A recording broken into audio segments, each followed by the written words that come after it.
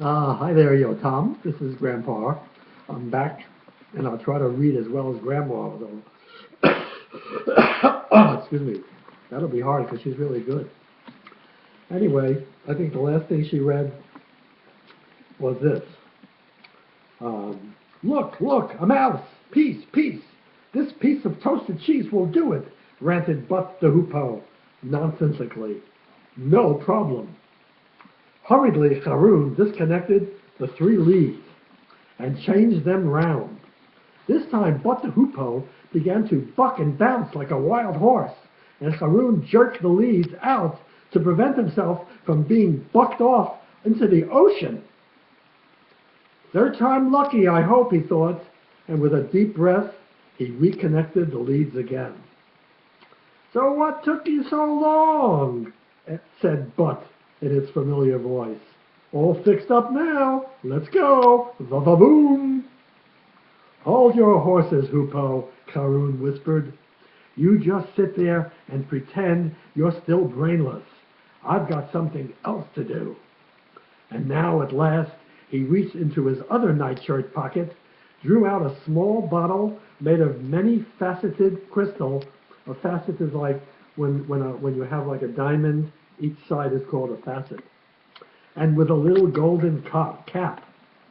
The bottle was still half full of the magical golden liquid, which, if the water genie had offered him what seemed like years earlier, wish water.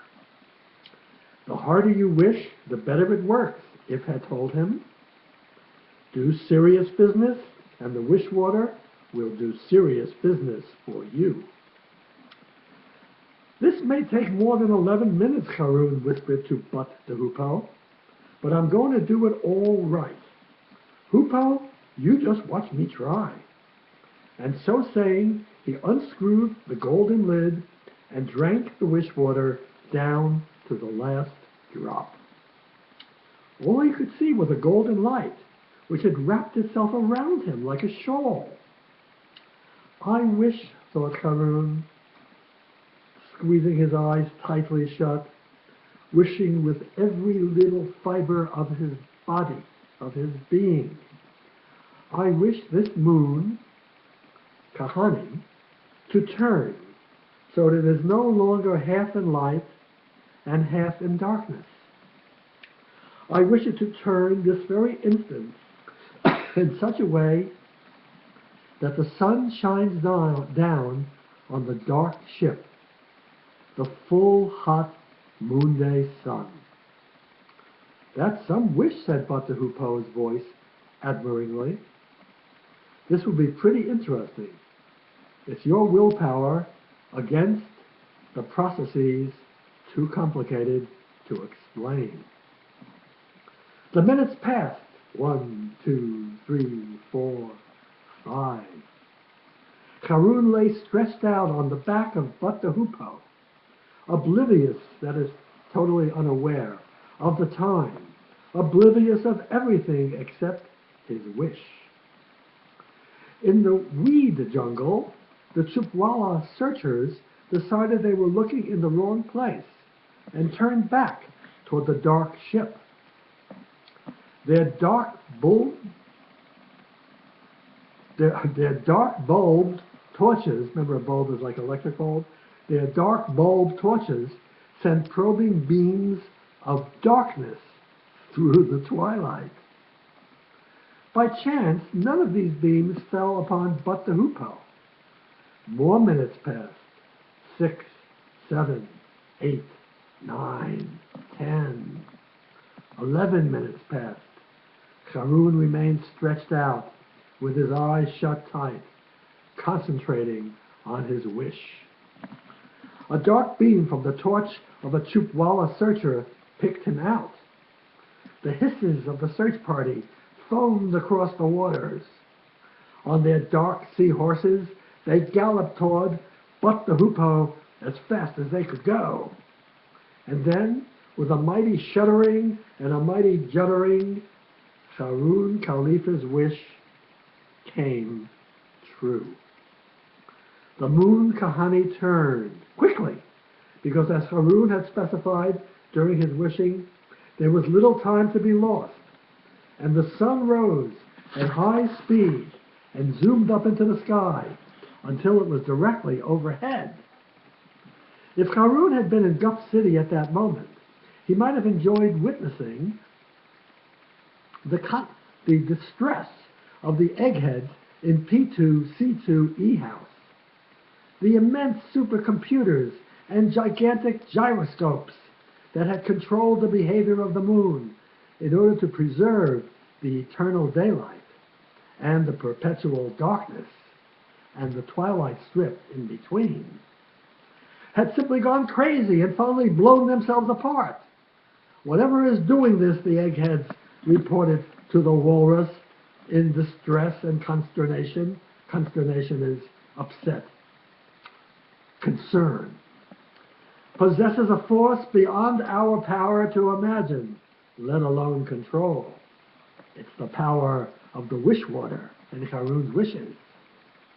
But Haroun was not in Gup City, whose citizens had rushed open-mouthed into the streets as night fell over Gup for the first time that anybody could remember, and the stars of the Milky Way galaxy filled the sky. They could never see the stars before. No, Haroun was on the back of But the Hoopoe, opening his eyes to find brilliant sunlight beating down on the waters of the ocean and on the dark ship. "What do you know?" he said. "I did it. I actually managed to get it done." "Never doubted you for a moment," replied But the Hoopoe, without moving its beak. "Move the whole moon by willpower? Mister, I thought, no problem." Extraordinary things began to happen around them.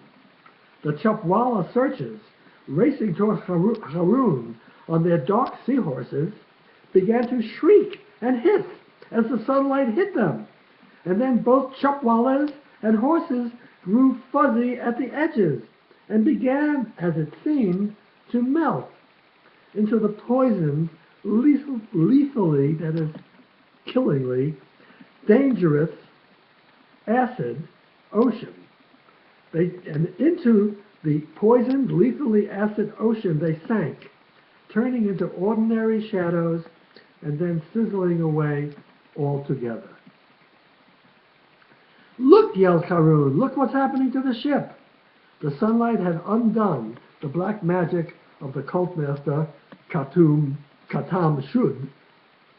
Shadows could not remain solid in that brightness, and the huge ship itself had started to melt, had started losing its shape, as if it were a mountain of ice cream left out in the sun by mistake. "If! Molly!" shouted Haroun, and in spite of But's warnings, he rushed up the gangway, which was becoming softer by the minute, toward the heaving deck. Heaving means going like this. Whoa, whoa, whoa. By the time he reached the deck, it was so sticky soft that Haroun felt he was walking through fresh tar. You know, tar is the stuff that they put on the streets that gets hard. But when the sun shines on it enough, or when it's first poured, it's very soft. Or perhaps glue. Chapwalla soldiers were screeching and rushing about madly, dissolving before Haroun's eyes into pools of shadow, and then vanishing altogether, because once the sorcery, the magic, of Katam Shud had been destroyed by the sunlight, no shadow could survive without someone or something to be attached to be the shadow of. The cult master, or to be precise, his shadow self, was nowhere to be seen. Poison was evaporating from the cauldrons on deck. Cauldrons are big pots. The cauldrons themselves were growing flabby and melting like dark butter. Even the gigantic crane, to which the plug was attached by huge chains, was tilting and lolling in the shocking light of day. The water genie and the floating gardener had been suspended over two of the poison cauldrons by ropes which had been looped around their middles and then fastened to the smaller cranes that stood by each of the poison tanks. Just as Haroun spotted them, the ropes broke. They were woven out of shadows, too. And If and Molly plunged out of sight into the evil cauldrons.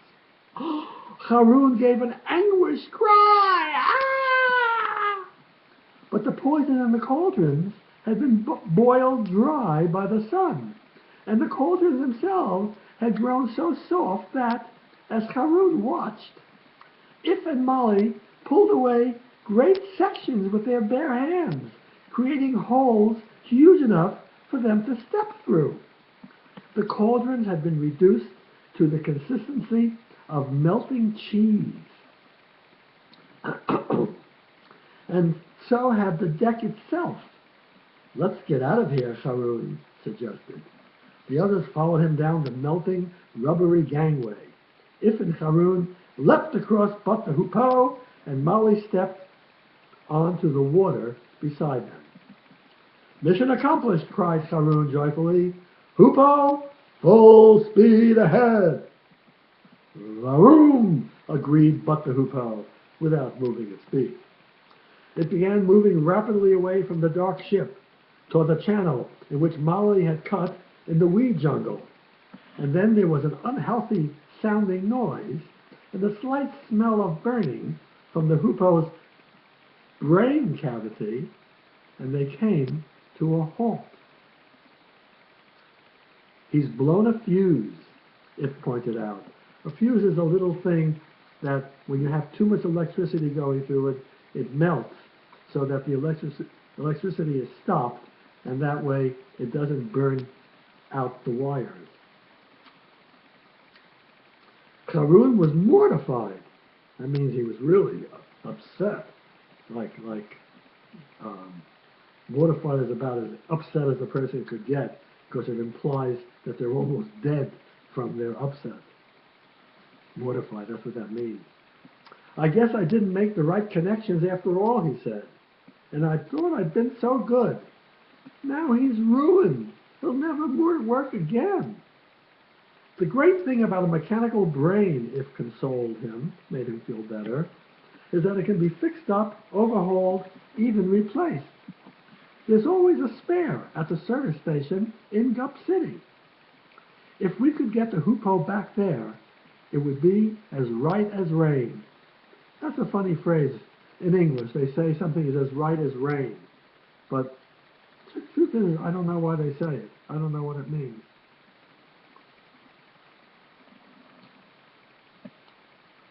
Hunky-dory. Right as rain, hunky-dory, first class.